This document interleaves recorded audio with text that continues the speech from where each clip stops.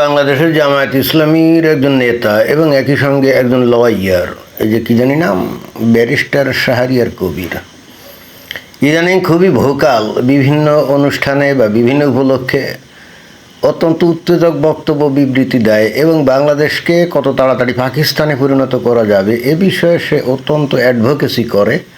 এবং আমিও নিজেই এতদিন বুঝতেও পারছি না যে এত দেরি হচ্ছে কেন। এতদিন তো পাকিস্তানের সাথে জুড়ে যাওয়ার কথা, কারণ বাংলাদেশের আপামর তৌহিদি জনতা তারাও সেটা চায় এবং যে সেনাবাহিনী তাদেরও তো দেখলাম যে কিছু ইসলামাইজেশন হচ্ছে, কি তাদের নতুন কি জানি তৈরি করছে, ব্রিগেড নাকি তাদের মনে হয় যে ওই বড় বড় কি একটা দল আছে না, তো দেখলাম যে স্যার খলিফার নামে করছে।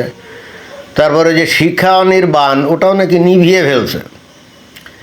সেই 1972 সাল থেকে শিক্ষা অনির্বাণ জ্বলতো, এইটা হলো স্বাধীনতার মূর্ত প্রতীক ছিল, কিন্তু ইসলামপন্থীরা বলতো এটা one kind of worshipping fire, আগুনের পূজা, and that's why it's a হারাম ইন ইসলাম। এবং আমরা দেখলাম যে এই বাংলাদেশের সেনাবাহিনী তারা সেটা নিভিয়ে ফেলছে। এটা নিয়ে দেখলাম যে কিছু লোকজন কিছু কথাবার্তা বলছে। তো যাই হোক, এখন কথা হচ্ছে যে ব্যারিস্টার শাহরিয়ার কবির চমৎকার একটা কথা বলছে, যেটা আমারও মনের কথা এবং আমিও বারবার বলতে চাই, কিন্তু আমি বললে তো আবার অনেকে বিশ্বাস করবে না। তো কী বলছে এই শাহরিয়ার কবির? বলছে যে পাকিস্তান পৃথিবীর সবচেয়ে সুন্দর দেশ, কারো ঘুরতে যাওয়ার দরকার হলে পাকিস্তান যেতে পারে, অথচ সেটা বাদ দিয়ে সবাই ভারতীয় ভিসার জন্য লাইনে দাঁড়াচ্ছে। একেবারে দুর্দান্ত বক্তব্য, রাইট? এইটাও আমাকে ভীষণ দুঃখিত করছে, কারণ গত 2 বছর ধরে বাংলাদেশের তৌহিদি জনতা যেভাবে ভারতের বিরুদ্ধে বিষোদ্গার করলো, বাংলাদেশের মানুষ যেভাবে ভারতের বিরুদ্ধে বিষোদ্গার করলো, বাংলাদেশ যেভাবে 7 সিস্টার্স দখল করবে, 2 দিনে কলকাতা দখল করবে, তাই না? আমরা তো দেখলাম যে বাংলাদেশের মানুষের সে কি উত্তেজনা, মানে টকবাক করে ফোটে, কখন না জানি ভারত আক্রমণ করে একেবারে তছনছ করে ফেলে।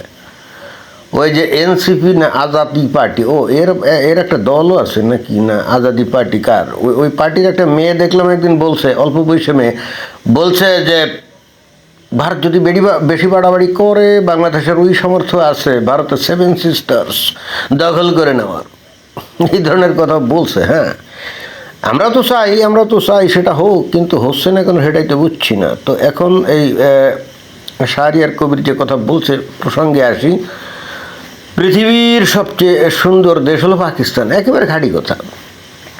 কারণ পাকিস্তানে বর্তমানে যে পরিবেশ পরিস্থিতি বিরাজ করছে, এটা ইসলামের জন্য একেবারে প্রচণ্ড একটা উপযোগী জায়গা। এবং যেহেতু এরা জামাত ইসলাম করে, তাহলে এরা যে কোনো কিছুকে বিচার করবে কিন্তু ইসলামের আতশ কাচ দিয়ে।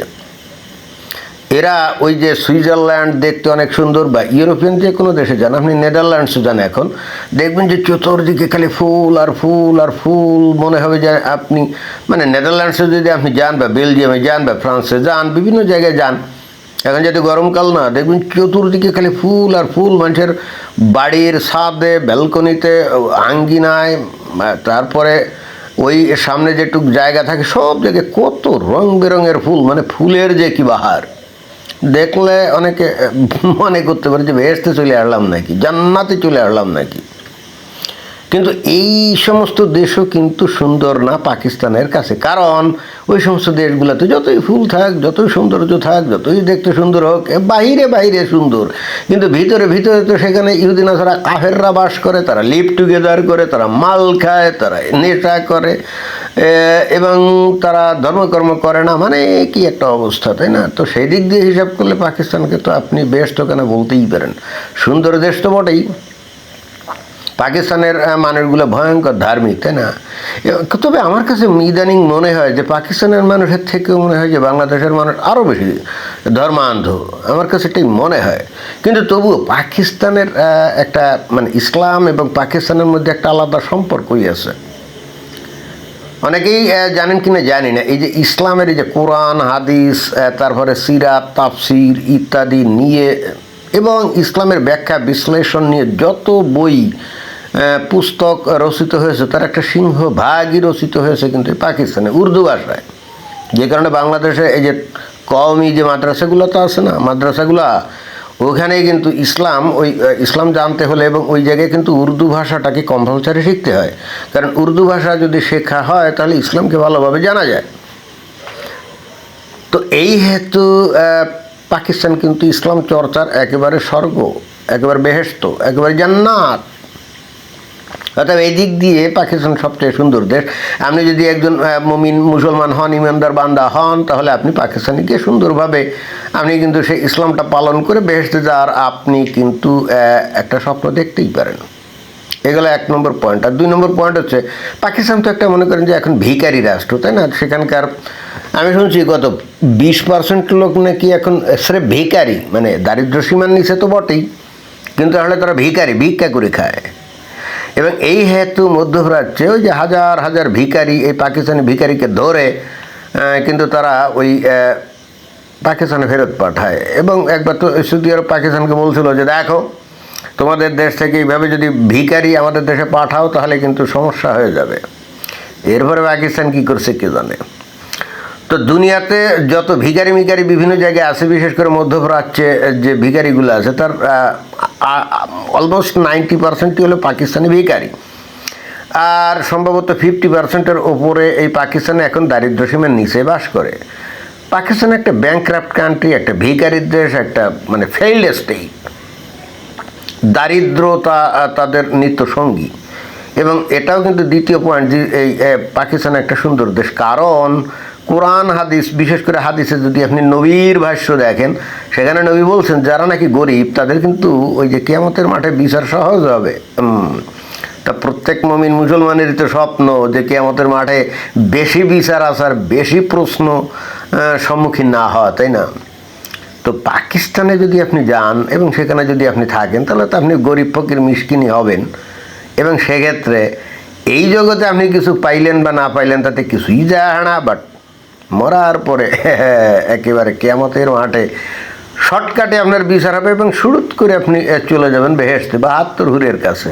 তাই এর চাইতে আর সুন্দর সুযোগ কি আর আছে বলেন? আমার কাছে অন্তত আর নাই। তারপরে ধরেন 3 নম্বর পয়েন্ট, আপনি যদি ভৌগোলিক দিক দিয়ে দেখেন তাহলে কিন্তু পাকিস্তান যথেষ্ট সুন্দর। সেখানে পাহাড় পর্বত বন জঙ্গল এগুলো কিন্তু প্রচুর পরিমাণে আছে। বিশেষ করে পাকিস্তান অধিকৃত যে কাশ্মীর, সেগুলো তো ওই যে বলে না কাশ্মীর হলে ভূস্বর্গ, রাইট? আসলে কিন্তু সুন্দর।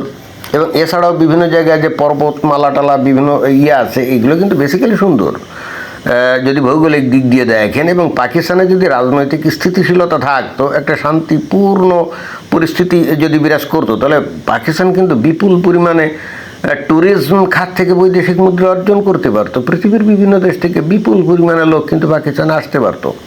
কিন্তু যেহেতু সেখানে প্রতিনিয়ত গুলি গোল্লা বোমা হামলা এগুলো হয়, বিচ্ছিন্নতাবাদী আন্দোলন, ওদিকে বেলুচ আছে, এদিকে টিটিপি আছে, ওদিকে আবার সিন্ধিরা আছে, তাই না?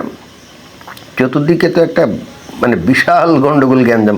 খাইবার পাখতুনখোয়া ওই অঞ্চলে পশতুনরা আছে, তারাও এলোমেলো আচরণ করে, মানে কে কার সাথে যুদ্ধ করে কে জানে। মাঝে মাঝে কথা নেই বার্তা নেই, পাকিস্তান কি করে ওই তার বিমান বাহিনী ওই আফগানিস্তানে পাঠিয়ে দিয়ে কিছু বোমা টোমা মারে আর কি, তাই না? তো এই জন্যে ওই টিটিপির লোকজনরা পাকিস্তানের ভেতরে ঢুকে বিভিন্ন জায়গায় তারাও বোমা হামলা করে, তারাও গুল্লি গুল্লা দিয়ে মারে, মানে খুবই অশান্ত একটা পরিস্থিতি। আমরা কিন্তু দূর থেকে মনে করি যে পাকিস্তানি মানুষ বাস করে কী করে, কে কখন রাস্তায় গুলি খেয়ে মরবে অথবা বোমার আঘাতে মারা যাবে তার তো কোনো গ্যারান্টি নেই, তাই না? এইরকম পরিস্থিতির কারণে কিন্তু মানুষজন ওই যে পাকিস্তানে ভয়তে যায় না। যদি পাকিস্তানের শান্ত স্বাভাবিক থাকতো, পাকিস্তান কিন্তু বিপুল বৈদেশিক মুদ্রা অর্জন করতে পারত। অর্থাৎ ভৌগোলিক যে সৌন্দর্য সেটার দিক দিয়ে যদি আপনি হিসাব করেন তাহলেও পাকিস্তান একটা সুন্দর দেশ। কিছুকাল আগে পাকিস্তান বাংলাদেশের মানুষদেরকে বলছিল যে তোমার পাকিস্তানে আসতে গেলে তোমাদের ভিসা টিসা লাগবে না, কিন্তু তেমন কেউ পাকিস্তানে গেছে বলে তো দেখি নাই। ওই 2-1 এনসিপির নেতা টেতা গেছিল ওই পর্যন্তই, বাট আর তো কেউ যায় নাই, গেছে নাকি? এটাই বুঝলাম না, বাংলাদেশের মানুষ এত ধর্ম উন্মাদ, তারা ইসলামের নামে পাগল উন্মাদ, অথচ তারা পাকিস্তান এত সুযোগ দেওয়ার পরও সেখানে না গিয়ে এই যে এখন হঠাৎ করে ভারত বলছে যে ঠিক আছে আমরা ট্যুরিস্ট ভিসা ওপেন করে দিলাম, আর হাজারে হাজারে না একেবারে লাখে শুনলাম যে প্রথম দিনেই নাকি 1.5 লক্ষ লোক তারা ভারতের ভিসার জন্য অ্যাপ্লিকেশন করছে। চিন্তা করা যায় চিন্তা করা যায়। আমরা তো এতদিন ভাবছিলাম যে ভারত এখন ঠেলায় পড়ে হয়তো ওপেন করছে, কিন্তু বাংলাদেশের মানুষ যেভাবে ভারতকে ঘৃণা করে, হিন্দুদেরকে ঘৃণা করে, কারণ হিন্দুরা পৌত্তলিক, রাইট, মুশরেক, তো নিশ্চয়ই ওদের ওখানে বাংলাদেশের তৌহিদি জনতা ইমানদার বান্দা যাবে না, এটাই ভাবছিলাম। গত 2 বছরে অন্তত আমার সেরকম মনে হয়েছিল যে এতদিন পরে ভারত ইয়ে করছে, ভিসা ওপেন করেছে, সো হোয়াট, কি যাবে না? তোমাদের দেশে কে যাবে? রাস্তাঘাটে চললে যেখানে সেখানে মন্দির মূর্তি, মানে একটা বেলের লাপনা। তো ওইগুলো দেখে কি মমিন মুসলমান কি তার ইমান হারাবে? আমি তো তাই ভাবছিলাম যে তেমন কেউ যাবে না। ও বাবা, আমিও বিশ্বাস করতে পারিনি, হাজারে হাজারে মানুষ আইভ্যাক সেন্টারে হাজির।